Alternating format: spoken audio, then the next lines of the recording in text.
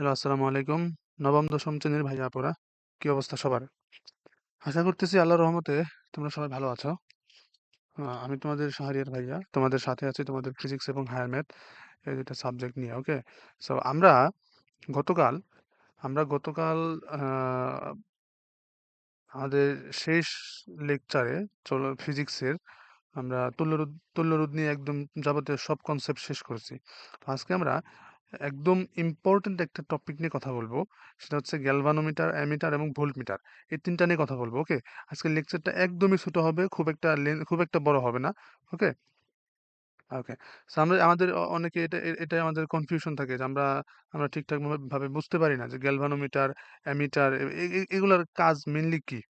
দেখো, আমাদের টপিকটা হচ্ছে গ্যালভানোমিটার, অ্যামিটার এইগুলা। ওকে, সো গ্যালভানোমিটার,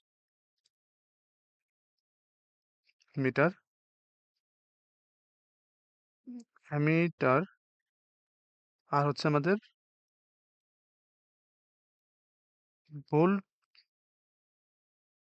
ভোল্টমিটার। ওকে, ভোল্ট এটা হচ্ছে বড়, ভোল্ট মিটার হবে, এটা হবে। ঠিক আছে, আচ্ছা। তো এটা হচ্ছে আমাদের আজকের টপিক। হুম, আচ্ছা, চলো শুরু করি আমরা। ধরো এরকম একটা সার্কিট দেওয়া আছে আমাদের, এর সাথে আমার গ্যালভানোমিটার অ্যাড করা আছে। এই সার্কিটের সাথে এই সার্কিটের সাথে সমান্তরালে একটা গ্যালভানোমিটার অ্যাড করা আছে আমার।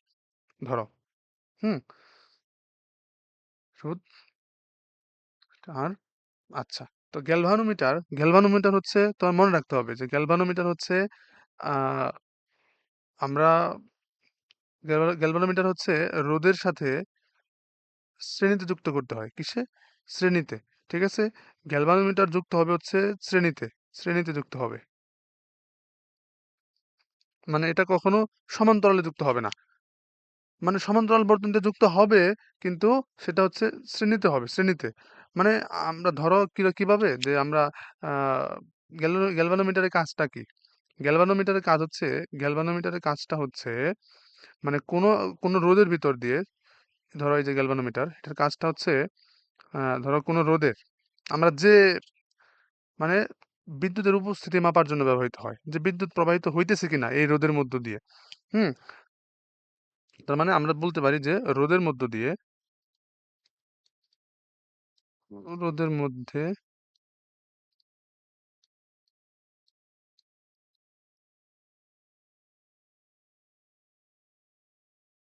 বিদ্যুৎ প্রবাহিত হচ্ছে কিনা এটা মাপার জন্য আমরা গ্যালভানোমিটার ইউজ করতে পারি। ঠিক আছে, বিদ্যুৎ প্রবাহ হচ্ছে কিনা। ধরো এটার মধ্যে না, এই যে এরকম ধরো যন্ত্র যদি এরকম হয়, তো এটার মধ্যে এরকম একটা কাঁটা থাকে, এরকম একটা কাঁটা থাকে। তো এই কাঁটাটা এদিকে সরে, তা নাহলে এদিকে সরে। তো সরে তোমার হচ্ছে বিদ্যুতের উপস্থিতি তোমাকে বোঝাবে যে হ্যাঁ বিদ্যুৎ প্রবাহিত হইতেছে।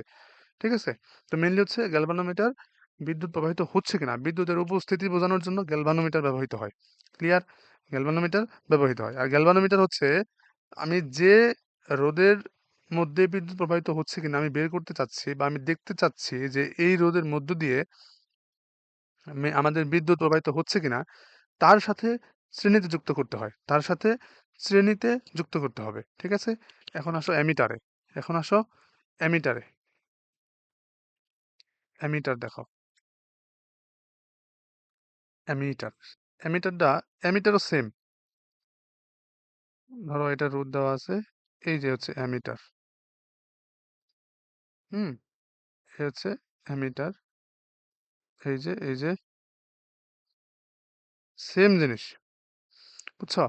দেখো, অ্যামিটার দিয়ে কি করা জানো? অ্যামিটার দিয়ে হচ্ছে বিদ্যুৎ বিদ্যুৎ যে প্রবাহিত হইতেছে তার যে বিদ্যুৎ প্রবাহিত হচ্ছে কিনা কোনো রোদের মধ্য দিয়ে, আমরা ওইটা বের করছি হচ্ছে গ্যালভানোমিটার দিয়ে, বিদ্যুতের উপস্থিতি জানার জন্য। আর এটা হচ্ছে বিদ্যুৎ কত মানের প্রবাহিত হইতেছে, মানে কত বিদ্যুৎ প্রবাহিত হইতেছে, তড়িৎ প্রবাহের মান, এক্সাক্ট মানটা বের করার জন্য আমরা ব্যবহার করি অ্যামিটার। বুঝছো? এক্সাক্ট মান, এক্সাক্ট যে ভ্যালু আছে,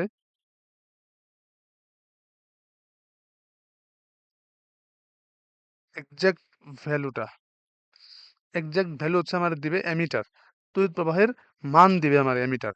বুঝছো? আমি যে রোদের মধ্য দিয়ে যে এই রোদের মধ্য দিয়ে ধরো আমি বের করতে চাচ্ছি যে এই রোদের মধ্য দিয়ে কি পরিমাণ বিদ্যুৎ প্রবাহিত হইতেছে, তাহলে আমাকে অ্যামিটার ওই রোদের সাথে শ্রেণীতে যুক্ত করতে হবে। অ্যামিটার শ্রেণীতে যুক্ত করতে হবে। ঠিক আছে? বোঝা গেছে? ধরো আমি যদি আরেকটা এই পাশে যদি আমি আরেকটা আহ, তোমার আঁকাই, সার্কিট আঁকাই, যে এরকম ধরো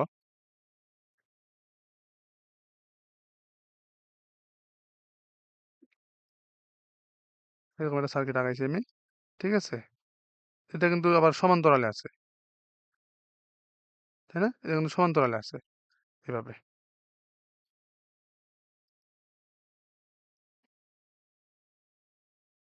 এই যে দেখো, তো আমরা এই যে এইখানে অ্যামিটার দিছি না, তার মানে আমরা বের করতেছি মেনলি এই যে যে রোধটা আছে, এই রোদের মধ্য দিয়ে কি পরিমাণ বিদ্যুৎ প্রবাহিত হইতেছে, আমরা ওইটা বের করার জন্য আমরা উপরের রোদের সাথে অ্যামিটার যোগ করছি। যখন আমরা বের করব নিচের রোদের মধ্য দিয়ে কি পরিমাণ বিদ্যুৎ প্রবাহিত হইতেছে, তখন এই নিচের রোদের সাথে আমরা অ্যামিটার যোগ করব। এর সাথে আমরা এখানে অ্যামিটার যোগ করে দেব। মনে রাখতে হবে যে অ্যামিটার সব সময় যে রোদের মধ্য দিয়ে বিদ্যুৎ প্রবাহের মানটা বের করব তার সাথে শ্রেণীতে যুক্ত হবে। ঠিক আছে? ওকে। আর ভোল্টমিটার আসো। ভোল্টমিটার ভোল্টমিটার বলছিলাম। ধরো এই যে দিলাম, এভাবে দুইটা রোধ আছে আমাদের। হুম, দুইটা রোধ আছে। তো আমরা ভোল্টমিটার হচ্ছে মেনলি কিভাবে নির্ণয় করতে হয় জানো? ভোল্টমিটার হচ্ছে তোমার ভোল্টেজ নামের মধ্যে বলা আছে, ভোল্টেজ নির্ণয় করতে ব্যবহৃত হয়। ধরো আমি এই যে যে ভোল্ট দিলাম না, আমি নির্ণয় করব এই রোদের R1 আর এটা হচ্ছে R2। তো এর এর দুই প্রান্তের বিভব পার্থক্য কত, ধরো আমি বের করব এর দুই প্রান্তের যে বিভব পার্থক্য এটা কত। এই বিভব পার্থক্য বের করতে গেলে আমি যে রোদের সাথে বের করব যে এই রোদের বিভব পার্থক্য কত, তার সাথে সমান্তরালে যুক্ত করতে হবে। যে রোদের বিভব পার্থক্য বের করতে চাই তার সাথে সমান্তরালে যুক্ত করতে হবে ভোল্টমিটার। তাহলে গ্যালভানোমিটার, অ্যামিটার এবং ভোল্টমিটার তিনটার পার্থক্য হচ্ছে গ্যালভানোমিটার দিয়ে আমরা বের করতেছি তড়িৎ প্রবাহের উপস্থিতি, মানে তড়িৎ প্রবাহিত হইতেছে কিনা। যে রোদের মধ্য দিয়ে আমরা বের করব বা আমরা জানতে চাচ্ছি যে এই রোদের মধ্য দিয়ে তড়িৎ প্রবাহিত হচ্ছে কিনা, ওই রোদের সাথে গ্যালভানোমিটার শ্রেণীতে যুক্ত করতে হবে। আবার অ্যামিটারের মাধ্যমে আমরা তড়িৎ প্রবাহের মান বের করতে পারি। যে আমরা যে মানটা বের করতে চাই যে এই রোদের মধ্য দিয়ে কত বিদ্যুৎ প্রবাহিত হইতেছে, আমরা ওইটা জানতে চাই, ওই রোদের সাথে অ্যামিটার শ্রেণীতে যুক্ত করতে হবে। ঠিক আছে? আবার একইভাবে আমরা ভোল্টমিটারের ক্ষেত্রে যে আমরা ভোল্টমিটার হচ্ছে আমাদের ভোল্টেজ নির্ণয়ের ক্ষেত্রে ব্যবহৃত হয়। যে আমরা চাচ্ছি এক R1 রোধের মধ্য দিয়ে আ ভোল্ট R1 রোধের মধ্য দিয়ে কি পরিমাণ ভোল্টেজ পাবে, আমাদের কি পরিমাণ দুই প্রান্তের বিভব পার্থক্য কত, এটা আমরা বের করতে চাচ্ছি। ঠিক আছে? তো সেই ক্ষেত্রে এই R1 এর সাথে ভোল্টমিটারটা আমাদের সমান্তরালে যুক্ত করতে হবে। আমরা যদি R2 এরটা বের করতে চাই যে R2 এর দুই প্রান্তের বিভব পার্থক্য কত, তাহলে R2 এর সাথে আমাদের ভোল্টমিটার সমান্তরালে যুক্ত করতে হবে। ক্লিয়ার? ওকে। তো এটা ধরো আমরা অ্যামিটার না, এই জিনিসটা মনে রাখতে হবে যে একটা আদর্শ অ্যামিটারে নরমালি আমাদের মান দেওয়া থাকে না বোর্ডে। যখন ধরো অ্যামিটারের মান দেওয়া থাকবে সবগুলো কিন্তু এক প্রকার রোধ। ঠিক আছে? যখন তোমার মান দেওয়া থাকবে, যেরকম ধরো অ্যামিটারে তোমার মান দেওয়া আছে 2 অ্যাম্পিয়ার। সরি, 2 ওহম দেওয়া আছে অ্যামিটারের মান। আবার ধরো তোমার এটার মান দেওয়া আছে 10। তখন কিন্তু টোটাল যে সিরিজটা আছে এটার কিন্তু তুল্য রোধ কিন্তু 12 হয়ে যাবে। কারণ এই যে 2 রোধ তো আছে। নরমালি দেওয়া থাকে না। যখন দেওয়া থাকবে তখন ওই হিসাব করতে হবে। প্যারালাল থাকলে প্যারালালে নিয়ে আমরা হিসাব করব। আমরা তুল্য রোধ শিখছি যেভাবে, ঠিক ওইভাবেই। যদি প্যারালালে থাকে তাহলে আমরা প্যারালালে একটা হিসাব করে নিব। আর যদি সিরিজে থাকে আমরা সিরিজে হিসাব করে নেব। ঠিক আছে? আচ্ছা। তো আদর্শ অ্যামিটারের ক্ষেত্রে যে অ্যামিটার আছে, আদর্শ অ্যামিটার আদর্শ অ্যামিটারের রোধ ধরা হয় 0, ধরা হয়। আর ভোল্টমিটারের রোধ ধরা হয় ইনফিনিটি। বুঝতে পারছো? ভোল্টমিটারের রোধ ধরা হয় ইনফিনিটি। ওকে। সো এখন আসো, ধরো আমি যদি এরকম একটা সার্কিট দেই তোমাদের, যে ধরো এই যে এরকম একটা সার্কিট দিচ্ছি তোমাদের। তো এটার কনসেপ্ট অনেকে জানে না, এই জন্য না এই যে তোমার অনেকের অসুবিধা হয়। ম্যাক্সিমাম, তোমরা ম্যাক্সিমাম স্টুডেন্ট না এই যে এই সার্কিটটা ভুল করবা। আমি শিওর তোমরা এটা ম্যাক্সিমাম স্টুডেন্ট ভুল করবা।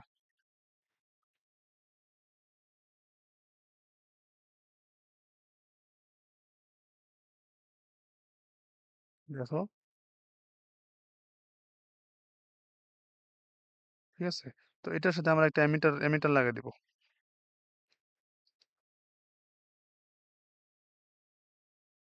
আচ্ছা, এখন তো ভাই বলো তো আমরা এদিকে কারেন্ট কিভাবে যাবে?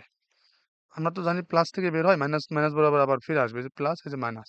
তার মানে এদিক থেকে কারেন্ট আমার যাবে, তাই না? কোন দিক যাবে? দুই দিক ভাগ হয়ে যাবে না, কারণ আমরা ভোল্ট মিটারের রোধ কি শিখছি? ভোল্ট মিটার রোধ হচ্ছে ইনফিনিটি। ইনফিনিটি শিখছি, মানে ওর রোধ হচ্ছে ইনফিনিটি। তার মানে ও একদম অনেক বাধা দিবে, ইনফিনিটি বাধা দিবে ওকে। মানে এমন বাধা দিবে যে কারেন্ট যাইতেই পারবে না। তার মানে কারেন্ট এদিক যাবে না, কারেন্ট এদিক যাইতে পারবে না, এদিক যাইতে পারবে না। পুরা কারেন্টটা তোমার এদিক দিয়ে চলে যাবে, এদিক দিয়ে, বুঝছো? পুরা কারেন্ট এদিক দিয়ে চলে যাবে। যাবে এদিক দিয়ে, এদিক বরাবর আসবে, এই রোধ বরাবর আসবে। আচ্ছা, আসতেছে। এখন খেয়াল করো, এমিটারে আমি বলছিলাম এমিটারের রোধ, এমিটার রোধ হচ্ছে জিরো, জিরো না? মানে এদিকে কোনো বাধাই নাই। তার মানে এই লাইনটা আমার একটা ডিরেক্ট লাইন হয়ে গেছে না? যেহেতু কোনো বাধাই নাই, এটা আমার একটা ডিরেক্ট লাইন হয়ে গেছে না? ওই শর্ট সার্কিট হয়ে গেছে। তার মানে কারেন্ট তোমার এই দিকে যাবে না, এদিক যাবে না, এই দিক বরাবর চলে আসবে ডিরেক্ট। এদিকে আসবে, এসে এভাবে তোমার বর্তনীটা সম্পূর্ণ করবে। তার মানে দেখো একটা জিনিস খেয়াল করো, আমাদের এই বর্তনীতে এই রোধ এবং এই রোধ কোনো কাজ নাই। মানে এই দুইটা রোধ কিন্তু বাদ যাবে। তুল্য রোধ বের করতে গেলে এই রোধ, এইটা, এই দুইটা রোধ নিয়ে তোমার তুল্য রোধ বের করতে হবে। বুঝতে পারছো? দেখো আমাদের ভাই, আমরা ভোল্ট মিটার শিখছি সমান্তরালে অ্যাড করতে হবে, কিন্তু আমরা করছি শ্রেণীতে, এই জায়গায়।